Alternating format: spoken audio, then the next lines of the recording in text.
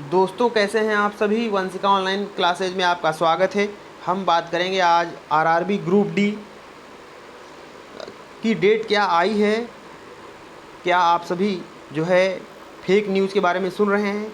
ऐसा बिल्कुल गलत है। आरआरबी ग्रुप डी की डेट अभी नहीं आई है, अगस्त में आने की संभावना है। ठीक है, कहीं से कुछ जानकारी मिल रही है कि 21 अगस्त तक जो है ये डेट आएगी। ठीक है, तो आप डेट के चक्कर में ना पड़ के जो है इसकी तैयारी पहले से करके रखें। ठीक है, क्योंकि तैयारी पहले से होगी तभी आप अच्छे से एग्ज़ाम दे पाएंगे। डेट के चक्कर में पढ़ेंगे तो आपकी तैयारी नहीं हो पाएगी, फेक न्यूज़ के चक्कर में ना पड़ें। तो आज हम कुछ प्रश्न लेकर आए हैं साइंस के। ठीक है, आरआरबी ग्रुप डी में आपका जो सिलेबस है वो साइंस के 25 क्वेश्चन आएंगे। ठीक है, साइंस के फिजिक्स, केमिस्ट्री, बायोलॉजी के टोटल मिला के 25 प्रश्न आएंगे साइंस के। ठीक है, तो ये अपनी पूरी तैयारी रखें भाई। और मैथ में जो है आपके 25 क्वेश्चन आएंगे। ठीक है, हर टॉपिक से मैथ के क्वेश्चन पूछ सकता है। और आपके रीजनिंग के 30 क्वेश्चन आएंगे। ठीक है, और जनरल अवेयरनेस और करंट अफेयर सब मिला के आपका 20 आएगा। ठीक है, 100 क्वेश्चन आएंगे। तो दोस्तों आप अपनी तैयारी मजबूत रखें, फेक न्यूज़ के चक्कर में ना पड़ें। ठीक है, कुछ प्रश्न हम आपके लिए लाए हैं जो कि साइंस के हैं, और इसे पढ़ें, ध्यान दें, और डेली हम आपके लिए आरआरबी ग्रुप डी के लिए कुछ न कुछ मटेरियल प्रोवाइड कराएंगे। ठीक है, एक घड़ी की कमानी में ऊर्जा होती है, तो घड़ी की कमानी में दोस्तों स्थितिज ऊर्जा होगी। ठीक है, क्योंकि वो गति नहीं कर रही है लेकिन एक तनाव की स्थिति है, एक विशेष अवस्था है। जब किसी वस्तु में एनर्जी उसकी एक विशेष सिचुएशन के कारण होती है तो उसको हम पोटेंशियल एनर्जी कहते हैं, स्थितिज ऊर्जा कहते हैं। अगर उसके अंदर स्पीड के कारण एनर्जी होती है तो वहाँ हम गतिज ऊर्जा बोलते हैं उसको।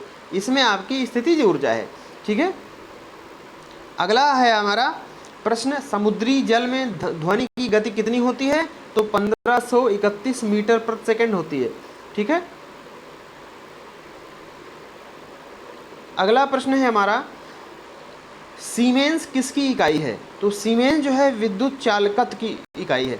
ठीक है, अगला प्रश्न है, बोलोमीटर का प्रयोग किसे मापने के लिए किया जाता है? तो बोलोमीटर का प्रयोग जो है तापमान को मापने के लिए किया जाता है। किसी भी आवृत्ति के विद्युत चुंबकीय विकिरण की ऊर्जा की मात्रा की माप करने हेतु बोलोमीटर नामक उपकरण का यूज किया जाता है। ठीक है, अगला प्रश्न है, डायोड का इस्तेमाल किसके लिए किया जाता है? परिशोधन के लिए किया जाता है। अगला प्रश्न है, निम्नलिखित में से कौन प्रति इकाई सबसे अधिक ऊष्मा मात्रा देता है? एंथ्रासाइट कोयला।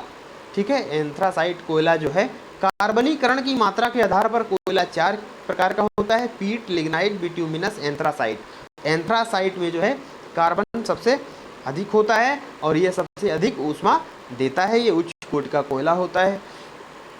अगला हमारा प्रश्न है, रॉकेट को अंतरिक्ष में छोड़ने के लिए कितने न्यूनतम पलायन वेग की आवश्यकता होती है?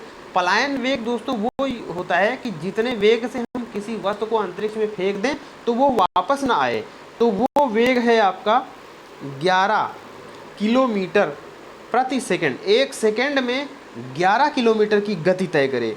ठीक है, इस वेग से फेंकी हुई वस्तु फिर वापस नहीं आएगी। ठीक है, अगला प्रश्न है आपका, सूर्य में ऊर्जा का निरंतर सृजन किस कारण होता रहता है? तो दोस्तों सूर्य हमें जो है प्राकृतिक स्रोत जो है हमारा सूर्य है, सबसे बड़ा स्रोत ऊर्जा का सूर्य है। ठीक है, जिसमें कभी भी ऊर्जा समाप्त नहीं होती। अब वो ऊर्जा लाता कहाँ से है? तो आपने पढ़ा होगा रसायन विज्ञान में कि नाभिकीय विखंडन और नाभिकीय संलयन 2 क्रियाएं होती हैं। तो नाभिकीय संलयन में 2 नाभिक आपस में जुड़ते हैं और एक नाभिक बनता है। ठीक है, इनका जो टोटल वेट है उससे इसका वेट कम होता है। तो जो द्रव्यमान में कमी हुई, द्रव्यमान के आइंस्टीन के द्रव्यमान ऊर्जा समीकरण के अनुसार जो द्रव्यमान में कमी हुई वो ऊर्जा में कन्वर्ट हो गई। ठीक है, तो ये नाभिकीय संलयन में होता है जब 2 नाभिक आपस में मिलते हैं। नाभिकीय विखंडन में क्या होता है, एक नाभिक 2 नाभिक में टूटते हैं, लेकिन विखंडन में भी ऊर्जा आपको मिलती है, विमुक्त होती है, लेकिन संलयन में ज़्यादा होती है। ठीक है, और संलयन की जो क्रिया है वो अनियंत्रित होती है, कंटिन्यू चलती रहती है। फिर है अगला प्रश्न, कूलिज नलिका ट्यूब का प्रयोग क्या उत्पन्न करने के लिए किया जाता है? एक्स किरणें। अगला प्रश्न है आपका, तो दोस्तों साइंस बढ़िया से तैयार करके रखें, ठीक है। मैं आपके लिए बीच बीच में साइंस, क्योंकि साइंस 25 आएगी, मैं साइंस फिजिक्स जो है आप अच्छी तरह तैयार करके रखें, ठीक है। न्यूमेरिकल भी इसमें पूछे जा सकते हैं, ठीक है। इस पे न्यूमेरिकल बहुत आते हैं। ये के काइनेटिक एनर्जी 1/2 mv², ठीक है। इसमें आपको वी वेग दे देगा, द्रव्यमान दे देगा, गतिज ऊर्जा निकालनी है तो मान रख के निकालना होगा। ऐसा भी दे सकता है कि गतिज ऊर्जा दे देगा और वेग दे देगा, द्रव्यमान निकालना होगा, ठीक है। एक आपका यह है U = mgh, पोटेंशियल एनर्जी इसी को बोलते हैं, PE या U = mgh, ठीक है। द्रव्यमान और गुरुत्वीय त्वरण और ऊंचाई। अगर आपसे प्रश्न पूछ ले कि एक वस्तु पृथ्वी से 0 ऊंचाई पर रखी है तो उसकी स्थितिज ऊर्जा कितनी होगी, तो शून्य होगी, क्योंकि U = mgh, h की जगह 0 रखेंगे तो सब शून्य हो जाएगा, ठीक है।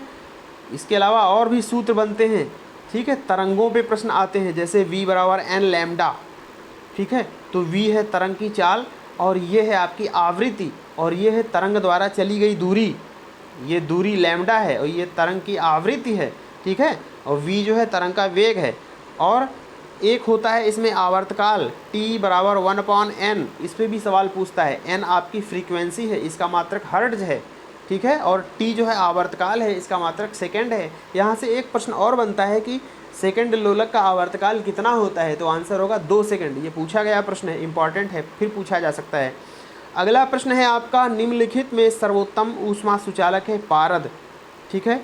पारद जो है Hg, मरकरी जो है वो जल्दी जमता नहीं है, -39 डिग्री सेंटीग्रेड हो जाने पे ये जमता है। ये आपसे पूछा जा सकता है। 350 डिग्री जो है जब तक तापमान न हो, ठीक है, लगभग 350 डिग्री सेल्सियस न हो, तब तक ये हवा के साथ प्रतिक्रिया नहीं करता है और -39 डिग्री सेल्सियस हो जाने पे ये जमता है, ठीक है। पारा, मरकरी इसको बोलते हैं, ठीक है। तो ये सर्वोत्तम ऊष्मा का सुचालक है इन चारों में। अगले प्रश्न पे हम आते हैं, वायु की सापेक्ष आर्द्रता का मापन एवं रिकॉर्ड करने वाला उपकरण जो है आपका हाइग्रोमीटर है, ठीक है। हाइग्रोमीटर ये आपका सापेक्षिक आर्द्रता को मापता है। और हाइड्रोमीटर जो है ये आपका घनत्व मापी है, द्रव का घनत्व मापी, डेंसिटी को मापता है। एक फार्मूला है घनत्व बराबर द्रव्यमान बटे आयतन, ठीक है। इस पे भी सवाल आ सकता है, घनत्व बराबर द्रव्यमान बटे आयतन। एक फार्मूला होता है P = hDg, P है प्रेशर और h ऊंचाई, D है डेंसिटी, G गुरुत्वीय त्वरण। लैक्टोमीटर दूध की शुद्धता मापने के लिए और ये वायु का दबाव मापने के लिए किया जाता है। अगला प्रश्न है, प्रश्न समाप्त हुए दोस्तों। अगले पार्ट में हम आपसे मिलते हैं और अच्छे प्रश्न लेके। फिलहाल हम इंट्रोडक्शन लेकर आए थे, ठीक है। फालतू डेट के अफवाह में ना पड़े, अपनी तैयारी पूरी रखें। डेट जब भी आएगी आपको पता चल जाएगा, ठीक है।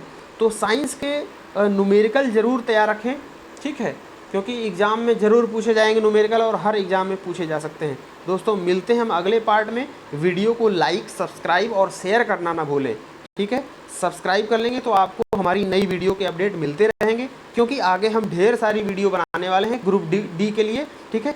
साइंस के लिए, रीजनिंग, मैथ, जीएस सभी के लिए, और फालतू कुछ नहीं, जो एग्ज़ाम में आने वाला है वही हम आपको प्रोवाइड कराएंगे। दोस्तों बहुत बहुत धन्यवाद।